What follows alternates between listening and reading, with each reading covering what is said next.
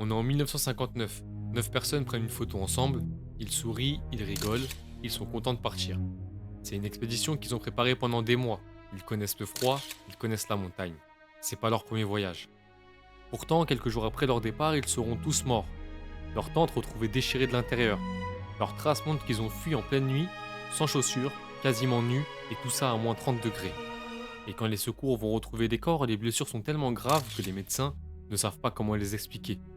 Crâne fracturé, côte écrasée, et tout ça sans aucune explication logique. 60 ans après, personne n'a encore la réponse.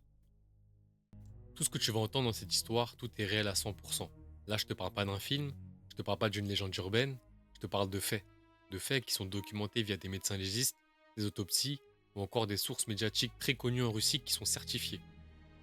Et plus on va avancer dans cette histoire, plus tu vas te rendre compte de quelque chose, c'est qu'il y a des détails qui ne collent pas vraiment. Mais avant qu'on aille plus loin dans la vidéo, je t'invite à t'abonner, liker et partager. Faut savoir que vous êtes plus de 50% à regarder mes vidéos sans vous abonner. N'hésitez surtout pas à mettre un petit like, un petit commentaire, je réponds à tout le monde. Et surtout abonnez-vous, ça aide au référencement de la chaîne.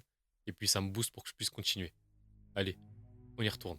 Alors qui sont ces 9 personnes? Le groupe est mené par Igor Dyatlov, 23 ans, étudiant en ingénierie, passionné de montagne depuis l'adolescence. C'est lui qui a tout organisé, le parcours, le matériel, l'équipe. Et dans ce groupe, tout le monde est expérimenté.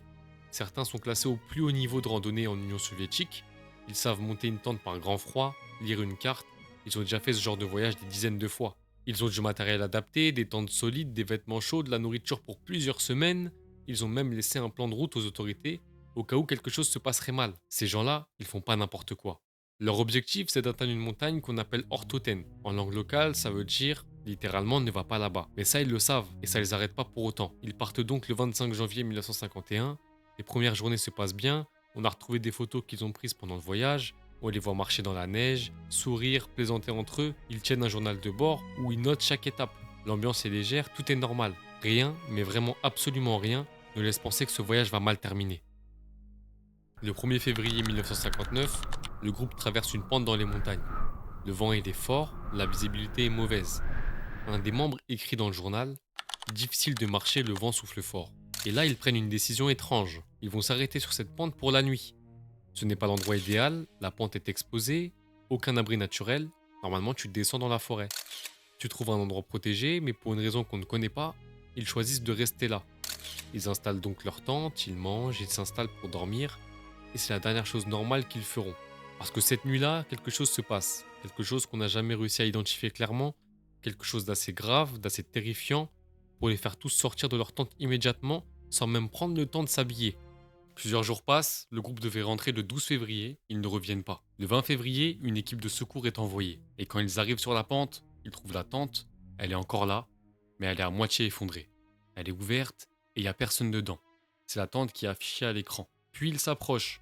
Ils voient que la toile a été découpée de l'intérieur. Quelqu'un a pris un couteau et a tranché la toile pour créer une ouverture. Comme si la porte c'était trop long, trop lent, comme si chaque seconde comptait. À l'intérieur de la tente, tout l'équipement est encore là. Les chaussures, les manteaux, la nourriture et les sacs, tout est là. Personne n'a rien pris.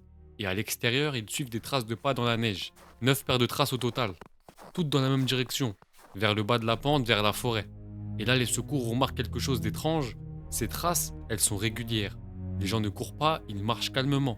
Mais ils marchent sans chaussures, en chaussettes pour certains et pieds nus pour d'autres. Par moins 30 degrés en pleine nuit. Est-ce qu'on peut vraiment choisir ça volontairement? Sauf si rester dans cette tente était encore plus dangereux que sortir? Mais réfléchis une seconde, t'es dans ta tente, il fait moins 30 dehors et en plus il fait nuit. Les chaussures sont juste à côté de toi, qu'est-ce qui t'empêche de les enfiler avant de sortir? Parce que cette question-là que je te pose à l'heure actuelle, les enquêteurs se la sont posée pendant plusieurs années. Et malheureusement, personne n'a su répondre à cette question de façon satisfaisante. Ce que les secours vont faire, c'est qu'ils vont suivre les traces jusqu'à la lisière de la forêt. Et là, ils arrivent au pied d'un grand arbre et ils vont trouver les 2 premiers corps. Ils sont presque nus, pieds nus, il y a des restes d'un feu qu'ils ont dû sûrement faire entre eux pour se réchauffer, et sur l'arbre au-dessus, on y retrouve des branches cassées jusqu'à plusieurs mètres de hauteur. Quelqu'un a donc essayé de grimper, probablement pour voir quelque chose, pour chercher la tente peut-être, ou pour voir ce qui les menaçait. Mais entre les 2 corps et la tente, à mi-chemin dans la neige, 3 autres corps sont retrouvés. Igor Dyatlov lui-même, le chef de groupe, qui est allongé sur le dos, les yeux ouverts vers le ciel. Leurs positions sont étranges. Ils semblent avoir essayé de remonter vers la tente, comme s'ils avaient changé d'avis, comme si quelque chose les avait forcés à fuir, et qu'ils essayent maintenant de revenir. Mais le problème, c'est qu'ils vont jamais y arriver. Les 4 derniers membres du groupe ne sont retrouvés que le 4 mai, presque 3 mois après leur mort. Ils étaient enfouis sous 4 mètres de neige, dans un ravin à quelques dizaines de mètres de l'arbre. Et quand on les sort de là, c'est là que l'affaire devient troublante. Les médecins vont donc commencer les autopsies. Pour les 5 premiers corps, les conclusions sont claires. Mort par hypothermie. C'est terrible, mais c'est logique. Sans vêtements, sans chaussures, par moins 30 degrés, forcément on meurt. Mais pour les 4 derniers corps, les médecins tombent sur quelque chose qu'ils n'arrivent pas à expliquer. Nicolas Thibault-Brignolet a le crâne fracturé. Et c'est pas une petite fissure, c'est une fracture grave, profonde, le genre de fracture qu'on voit que dans les accidents de voiture. Et là vraiment, je m'excuse pour la prononciation, mais Ludmila Djudjina et Semyon Zolotaryov ont plusieurs côtes écrasées. De toute façon, je vais vous mettre leur nom sur l'écran. Et ça, des deux côtés du corps. Les médecins le disent clairement dans leur rapport, la pression nécessaire est comparable à celle d'un véhicule lancé à grande vitesse. Mais voilà, ce qui est vraiment impossible à comprendre, c'est que ces blessures sont internes. La peau est quasiment intacte, aucune coupure, presque aucune marque extérieure, comme si la force venait de l'intérieur, ou comme si quelque chose avait écrasé leur corps sans contact direct. Et ça, personne n'a d'explication. Et ça va pas s'arrêter là parce que certains corps portent des vêtements qui n'étaient pas les leurs. Comme si dans le chaos de la nuit, ils avaient pris n'importe quoi, ou comme si quelqu'un avait déplacé les corps après leur mort. Sur certains vêtements, des traces de radioactivité sont détectées. C'est pas énorme, mais c'est anormal. D'où ça vient? Ça reste toujours un mystère. Mais le dernier détail est le plus perturbant de l'histoire. Ludmila Djudjina n'a plus de langue, plus de yeux, plusieurs parties du visage ont disparu. Les médecins disent que c'est la décomposition, qu'elle était sous la neige pendant des mois et c'est ça la cause. Mais d'autres experts contestent cette explication parce que les autres corps dans les mêmes conditions n'avaient pas ces marques. Je vais être honnête avec toi, quand j'ai commencé à faire cette vidéo, je me suis rendu compte qu'il y avait trop de sources différentes, surtout, et beaucoup de points de vue différents. J'ai commencé à me perdre dans mon explication et surtout dans le déroulement de ma vidéo, comment j'allais vous l'amener. Donc ce que j'ai fait, je vous avais préparé ça pour la fin de la vidéo, j'ai pris quelques théories que je vais expliquer, que je vais vous raconter, et à la fin, vous allez me dire en commentaire selon vous, laquelle est la plus plausible et la plus réaliste.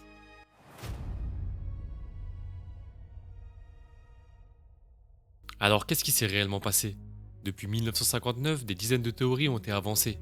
Je vais te donner les principales, et tu vas voir, aucune ne répond vraiment à tout.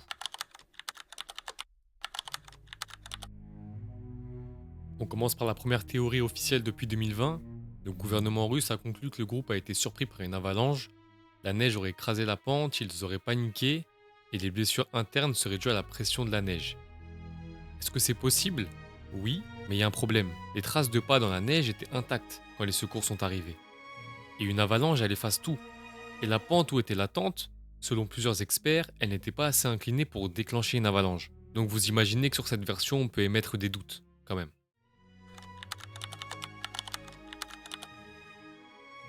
On est toujours en 1959 et l'Union soviétique effectue des tests militaires dans la région de l'Oural. Je vous l'ai expliqué plus tôt dans la vidéo. Des missiles, des armes, des expériences secrètes sont réalisées et plusieurs témoins ont rapporté avoir vu des lumières étranges dans le ciel cette nuit-là. Des boules lumineuses, des flashs et les niveaux de radioactivité retrouvés sur les vêtements, ça pourrait correspondre à certains types d'armes testés à l'époque. Mais si c'était un accident militaire, est-ce que le gouvernement soviétique l'aurait avoué? Probablement pas.